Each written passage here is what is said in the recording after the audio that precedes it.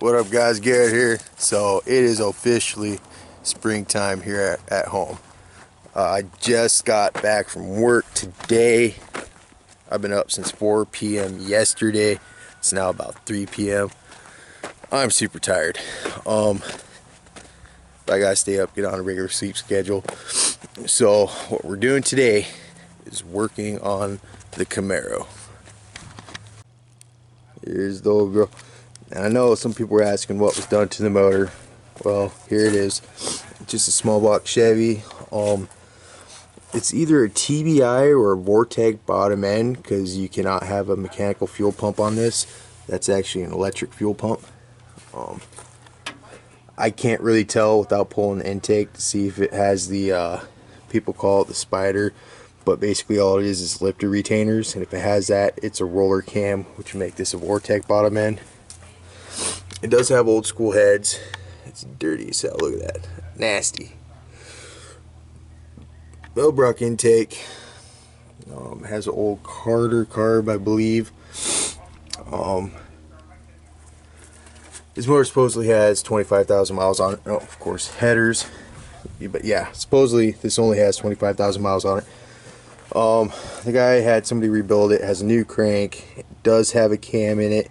Nothing super aggressive, but it's got a little lump to it. Just the normal shit. But this thing has a absolutely garbage carburetor on it. Like, it's bad. This thing is just trashed. You can see in there, I'm pretty sure this carb is actually leaking. So, we're going to do something about that today. This is what we're doing. We are going to put a brand new Eldbrock carb on it. This is a 650 Thunder Series. It is the ABS, so you can control or adjust when the secondaries and stuff open up. And it's just a little bit better than the older performers are.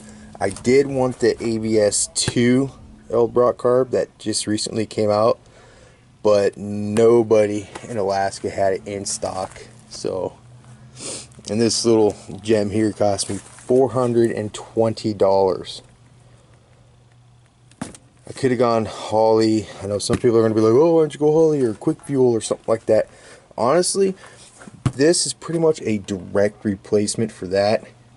I don't want to mess around with a whole bunch of brackets and, you know, getting all the right little things to make it work right on here, because right now this is my daily driver. I can't really afford to have this thing down for very long, especially when I'm only in town for 5 days at a time.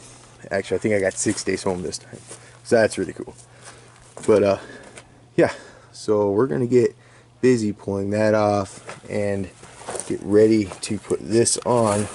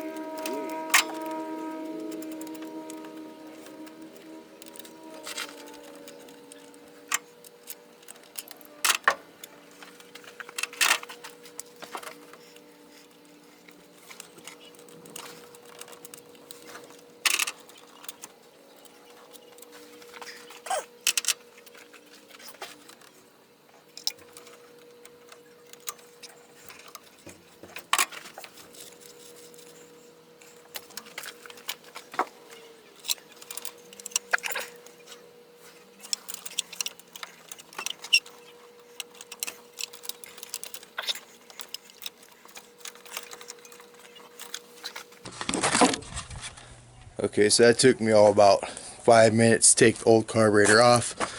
One thing I did notice is I'll have to take this whole setup from this fitting all the way to this and bolt it onto the new carb, and then from there that thing will be ready to go back on here. Fortunately, this gasket did not stick, so the mating surface of this intake will be super easy to clean. And in case anybody's wondering, yes, this is a single plane Eldbrock intake.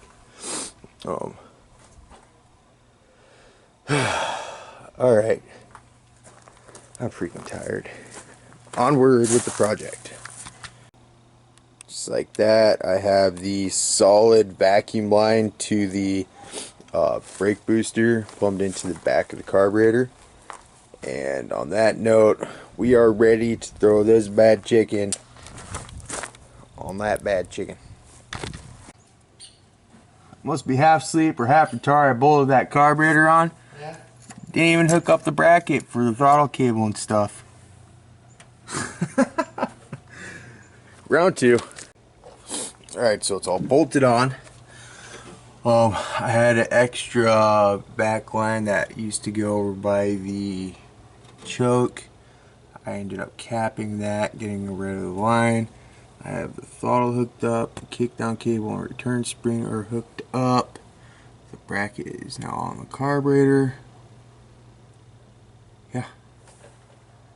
Let's try a first start with the new carburetor. See what happens. See if it even sounds half decent.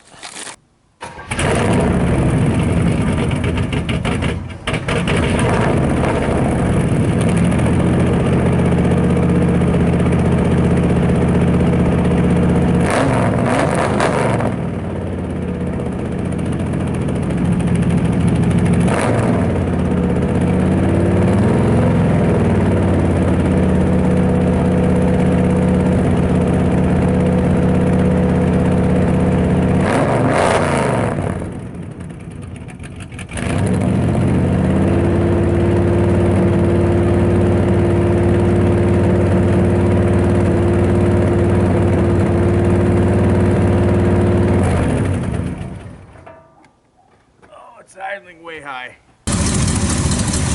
Well, it's running, sloping away. It was idling high because the choke was set too rich from the factory.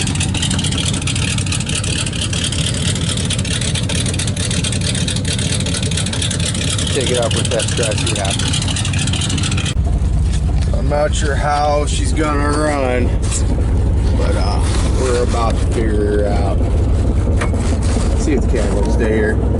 He'll probably end up just popping and backfiring or something. Who knows? Should have brought the GoPro along. I need to dig out my suction cup so I can actually do good views while driving. But for now, you guys just have to settle with the camera on the dash.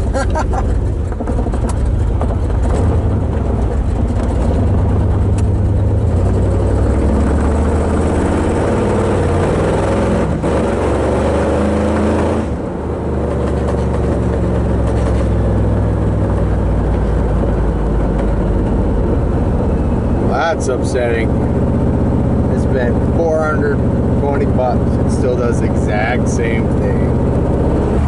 Alright, so Napa's having their bucket deal. Spent enough money, so I spent $3 on a bucket and got $20 off of parts. I got plugs, wires, cap, and rotor. And now we're headed over to my buddy's house. Just kind of show some of the other little projects we got going. We got a bunch of little hot rods projects going in my group. I mean, so might as well give you guys a little show as to what we'll be working on throughout the summer. Alright, so we made it over to my buddy's house. That's an 84 Monte Carlo SS. It's actually funny because that's my old car. I sold it to him a while back and just haven't done anything with it. It had a 383 stroker in it, had Holley aluminum heads and all that bullshit on it, but it scattered at the bottom end. But it's got line lock and all the cool stuff on it. Hopefully we'll get it going again someday. That's Denny. Y'all know him as the guy that hoists his trees and gets stuck. Right now. Yeah, he's got a 68 Mustang coupe. So it's not totally GM. We do have a Ford in the group. So this thing needs some love, but it's got potential. It does run and drive. It's over here. So yeah. Oh, can't forget the S10. Alright, so here we are. We're still over at my buddy's house. Denny is still here. And we're doing a tune-up on my car because even after the carburetor, as you guys saw, it still runs like shit. So I started replacing some plug wires, and then I was like, you know what? I'm just gonna dig into the distributor cap. And this is what I noticed, like right off the bat. See how pushed down that is? That's what it's supposed to look like. Huge difference there. And then there is some corrosion on there. So cap rotor, plugs, wires, run a hoe. See how she does. Get her done. Well, here I am back at home. I've officially been awake for like 28 hours. I'm tired. I'm gonna go to bed.